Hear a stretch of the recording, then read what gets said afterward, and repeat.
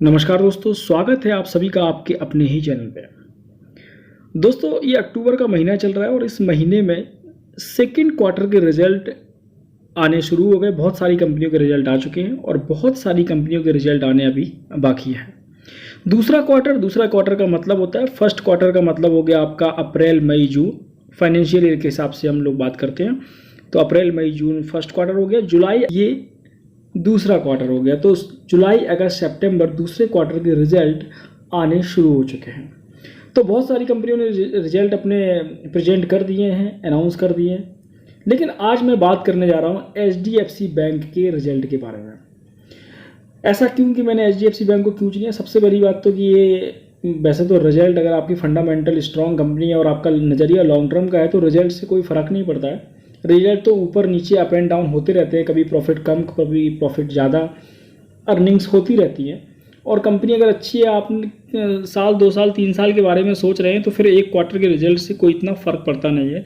हो सकता है किसी क्वार्टर में किसी कंपनी का प्रॉफिट कम रहा हो और किसी क्वार्टर में उसका प्रॉफिट ज़्यादा रहता हो, ये सीजनल बेस भी हो सकता है, तो इससे कोई फ़र्क नहीं पड़ता। लेकिन मैंने HDFC बैंक को इसलिए चुना कि ये हमारे फाइनेंस को रिप्रेजेंट करती है। HDFC बैंक नंबर 1 बैंक है, तो इसके रिजल्ट हमें पता होना चाहिए। और अगर हमारा नज़रिया बहुत ज़्यादा लॉन्ग टर्म का है तो ज़रूर हमें HDFC बैंक के रिजल्ट के बारे में थोड़ी नज़र डालनी चाहिए। इसीलिए मैंने सोचा कि इसके रिजल्ट और इसका जो क्वार्टर 2 का इसने रिजल्ट अनाउंस किए, प्रेजेंट किए, उनके बारे में थोड़ा सा मैं आप लोगों के साथ में डिस्कस करूँ और देखते हैं कि क्या हमारे नंबर्स रहे इनके HDFC बैंक के और इसके बेस पे हमें क्या डिसीजन लेना चाहिए।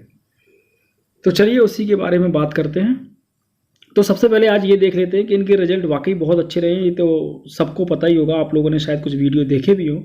उसी के चलते आज शेयर में काफ़ी तेज़ी थी और जब गैप अप ओपनिंग हुई थी इसमें, उसके बाद में इसमें थोड़ी सी गिरावट भी आई थी, तो शेयर में काफ़ी तेज़ी थी। और ये बनता भी है, HDFC बैंक एक लंबी रेस का घोड़ा है। 1995 में ये लिस्टेड हुआ था और उसके बाद में आज दिन तक ये अच्छा परफॉर्म देता चला आ रहा है।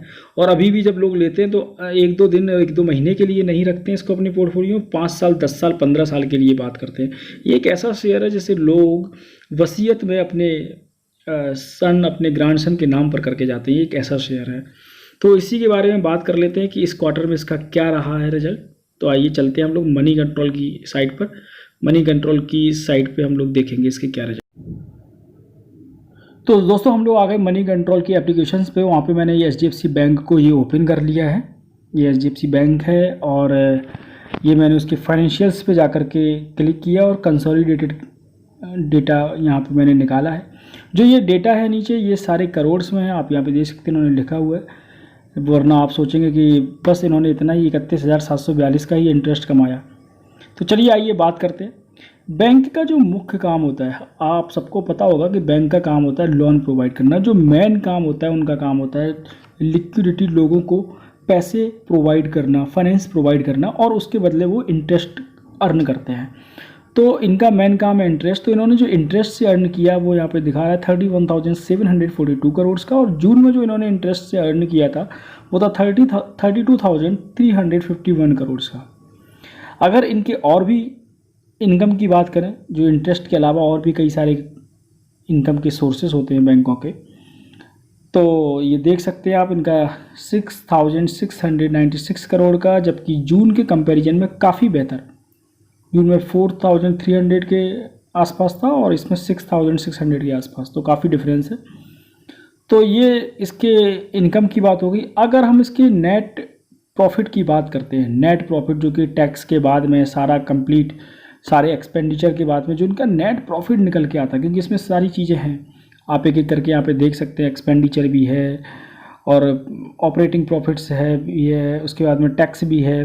तो ये सारी चीज़ों के बाद में अगर नेट प्रॉफिट देखें तो इस क्वार्टर में जो नेट प्रॉफिट हुआ है उनका 7,711 करोड़ का ये क्वार्टर में इनका प्रॉफिट हुआ है। जबकि जून की अगर हम बात करते हैं तो 6,940 करोड़ का, यानी कि उसके कंपैरिजन में काफ़ी ज़्यादा प्रॉफिट हुआ है। तो ओवरऑल परफॉर्मेंस ग्रोथ के रूप में दिखाई दे रहा है, यानी कि बिल्डिंग्स हमें हाई बनती हुई दिखाई दे रही है। और अगर इंक्रीज वे में होता है तो डेफिनेटली ये हमारे लिए बहुत अच्छी बात होती है। अब जरा हम ये बात कर लेते हैं इनके NPA के बारे में। NPA क्या होता है? NPA का मतलब होता है एक ऐसी एसेट जब जो कोई बैंक लोन प्रोवाइड करती है तो उनके पास में रिस्क भी होता है कि इसमें कितनी एसेट इनकी डूब सकती है, यानी कि जहाँ पे रिटर्न मिलने के चांसेस नहीं है, उसको एनपीए कहते हैं। अगर बैंकों ने बहुत अच्छा अर्निंग किया लेकिन उनके एनपीए बढ़ रहे हैं तो ये उनके लिए अच्छी बात नहीं है, ये उनके लिए एक बुरी बात है। और उससे फिर फ़र्क नहीं पड़ता कि आपने बहुत अच्छी अर्निंग की है, लेकिन अगर आपकी एनपीए बढ़ गए हैं तो डेफिनेटली वो कहीं ना कहीं आपके लिए डेंट साबित होता है। तो आइए चलो देखते हैं इनके एनपीए का क्या रहा इस रिजल्ट में। तो एनपीए के देखते हैं सितंबर क्वार्टर में इसके जो एनपीए रहे 11,304 11,304 करोड़ के, जबकि जून में जो ग्रॉस एनपीए थे यानी कि लोन में लगभग डूबी हुई रकम जिसे कहते हैं वो 13,773 करोड़ की थी। यानी कि ये बहुत अच्छी सुधार है। आपका एनपीए रेशियो जितना कम हो जाता है वो उतनी ज़्यादा अच्छी बात है, यानी कि प्रॉफिट अगर आपका इंक्रीज वे में है तो वो अच्छी बात है, और एनपीए अगर आपका डिक्रीज वे में है तो वो बहुत अच्छी बात है। अब अगर हम परसेंटेज में बात करें तो जून में इनके 0.33% के एनपीए थे और सितंबर मंथ में इनके 0.17, यानी कि जो एनपीए है उसमें बड़ी अच्छी गिरावट आई है। तो ये इस बैंक के लिए बहुत अच्छी बात है। तो ओवरऑल हम यही कहेंगे कि एचडीएफसी बैंक पहले की तरह जैसा कि हमेशा करती है और लोगों का इसके ऊपर बहुत विश्वास है। बैंकिंग सेक्टर में नंबर 1 कंपनी है, लोगों का इसके ऊपर बहुत विश्वास है। तो वैसे ही इसने परफॉर्मेंस दिया है, परफॉर्मेंस बहुत अच्छा है। लेकिन फिर भी अभी भी जिस तरीके से कुछ दिनों से अभी बैंकिंग सेक्टर में रुकावट थी, बढ़ नहीं रहा था, इंक्रीज में नहीं हो रहा था, आज बैंकिंग सेक्टर में बहुत अच्छी उछाल आई है। और एचडीएफसी बैंक में भी अच्छी उछाल थी। वो पता ही था कि रिजल्ट अच्छे आए तो डेफिनेटली मार्केट ऊपर जाना ही है, शेयर को ऊपर जाना ही है।